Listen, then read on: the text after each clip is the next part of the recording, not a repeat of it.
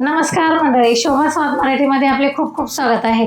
तर मंडळी, आपण उन्हाळी वाळवणातील पदार्थ म्हणजे दोन बनवलेले आहेत. एक सांडगे बनवले पारंपरिक पद्धतीने, म्हणजे मिश्र डाळीचे सांडगे बनवले होते आणि चिप्स बनवले होते. पण मध्ये जरा माझी तब्येत खराब झाली, त्यामुळे मग मी थोडासा ब्रेक घेतला.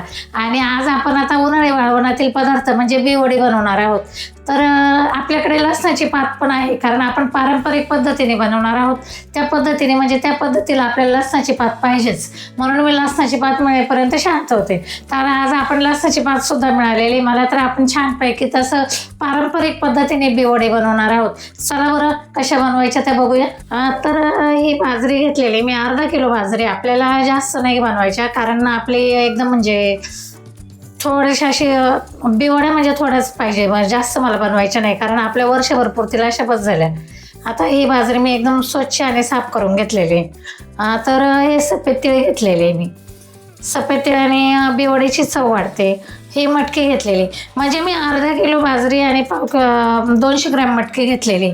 हिरव्या मिरच्या घेतलेल्या आहे, मीठ आणि ही लसणाची पात घेतलेली. तर ही लसणाची पात मी असं एकदम स्वच्छ करून घेणार आहे, कारण आपल्याला थोडीशी अशी पिवळी अशी थोडीशी मिळालेली खाली.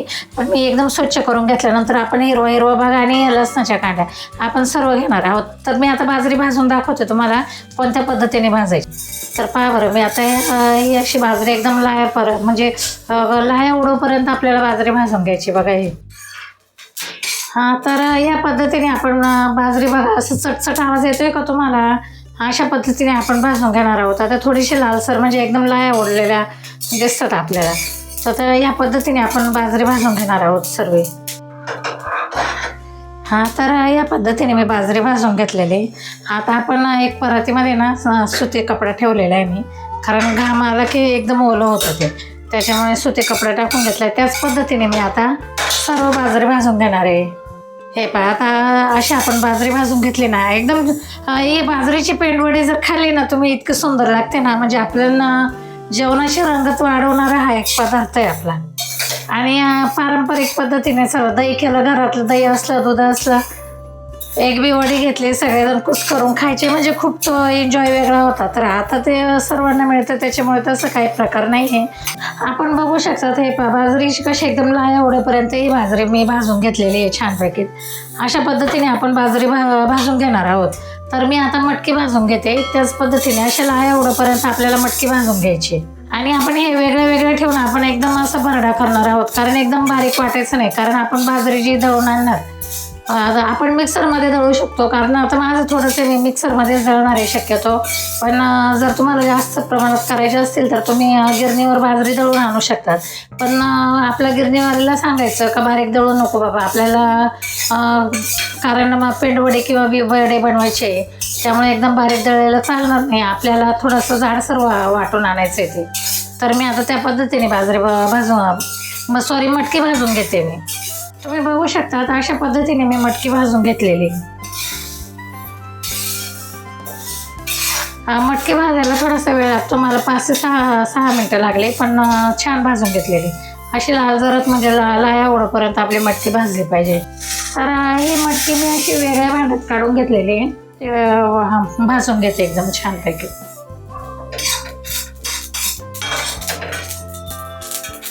गॅस बंद करते, कारण आपल्या सफेद तिळ खूप छान भाजलेले. असे भाजून घेतले ना का सुगंध छान येतो तिळाचा. आपण ही बाजरी आणि मटकी आपण घेतली होती काल छानपैकी तसं गॅसवर भाजून घेतली होती. ते अशी रवळ मिक्सरमध्येच वाटून घेतलेली मी.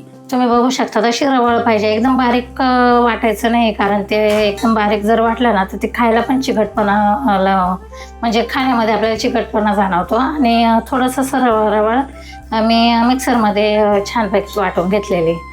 तर आता आपण ही वाटून घेतले, तीळ भाजून घेतलेले, आणि ही लसणाची पात मी स्वच्छ धुवून घेतलेली. आता ही लसणाची पात आणि हिरव्या मिरच्या मी इतक्या घेतलेल्या आहे. म्हणजे मी अर्धा किलो बाजरी, 200 ग्रॅम मटकी आणि 100 ग्रॅम सफेद तीळ घेतलेले, 150 ग्रॅम हिरवी मिरची घेतलेली आणि लसणाची पात घेतलेली इतके. पण ही लसणाची पात मला इथे मिळाली. तुम्हाला जर लसणाची पात नाही मिळाली तर तुम्ही लसूणच सुद्धा वापरू शकतात फक्त. तर आता आपण मी या मिरच्या आणि लसूण सर्व असं वाटून घेणार आहे मिक्सरमध्ये. मिरची लसूण मी वाटून घेते आता. हे बाजरीचं पीठ आपण रवा झालं होतं ना, त्याच्यामध्ये असे सफेद तीळ टाकून घेते मी. असं एकजीव करून घ्यायचं छानपैकी. मिरची आपण वाटून घेतली होती, लसणाची पात आणि हिरवी मिरची लसूण. तर हे मी त्याच्यामध्ये मिक्स करणार आहे, कारण आपण याच्या पिठामध्ये आपण सफेद तीळ आणि ही मिरची मिक्स करून घेऊ. हिरवी मिरची आणि लसणाची पात दोन्ही एकत्र वाटलेले आहे मी मिक्सरमध्ये, तुम्हाला दाखवलंच आहे.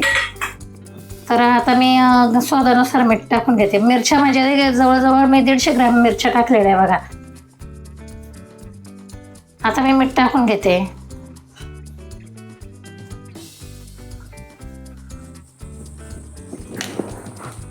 आता आपण हे छान असं एकजीव करून घेणार आहोत. तर आपण सुरुवातीला पाणी नाही टाकणार, कारण आपण जी मिरची वाटली होती ना, म्हणजे आपण हिरवी मिरची लसूण सगळं एकत्र वाटण करून घेतलं होतं, त्यास आपण एकत्र सर्व पिठाला अगोदर छानपैकी ते एकजीव करून घ्यायचा. नंतर आपण पाणी टाकायचं, म्हणजे आपल्याला पाण्याचा अंदाज येतो, पीठ छान मळलं जातं आपलं. आता मी थोडंसं पाणी टाकून असं थोडं पाणी टाकून मी पीठ मळून घेणार आहे ते. तर मंडळी, या पद्धतीप्रमाणे मी छान असं ते पीठ एकजीव करून घेतलेलं आहे. आता मी तुम्हाला दाखवते, कारण आपलं पेंडवडी किंवा बिवडी एकदम व्यवस्थित होते का नाही ते असं चेक करायचं. पीठ मळून असं चेक करायचं आणि व्यवस्थित असं हे करून घ्यायचं, असं बघायचं होत असेल तर व्यवस्थित प्रमाणात आपलं पीठ मळलेलं आहे. आता मी असं छानपैकी असं लिंबूने गोळा करून घेतलेला आहे आणि असं दाबून हे पाहिजे. असं जाडसुद्धा नाही आणि जास्त पातळसुद्धा नाही, अशी बिवडी आपली झाली पाहिजे. तर मी अशाच पद्धतीने अजून 1-2 दाखवते तुम्हाला,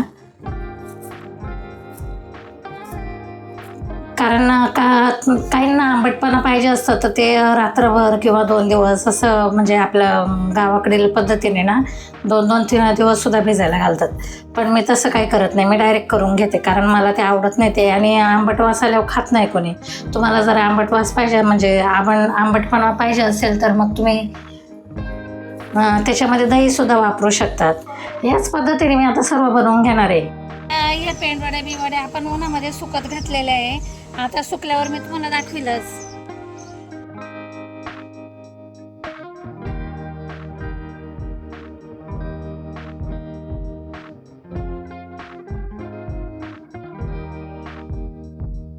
तर मंडळी, पेंडवडी नाही मी 2 दिवस एकदम कडक उन्हामध्ये सुकून घेतलेली, कारण एकदम अशा पातळ करून घेतलेले आहे. बघा किती छान झालेले आहे. 2 दिवस कडक उन्हामध्ये सुकून घेतलेले आहे. तर ही पेंडवडी आपण बाजरीपासून आणि मटकीपासून बनवलेली.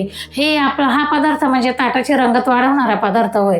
तर तुम्ही सुद्धा माझ्यासारखं ताटाची रंगत वाढवणारा हा पदार्थ नक्कीच करून बघा. आणि व्हिडिओ आवडल्यास लाईक करा, शेअर करा, सबस्क्राईब नक्की करा.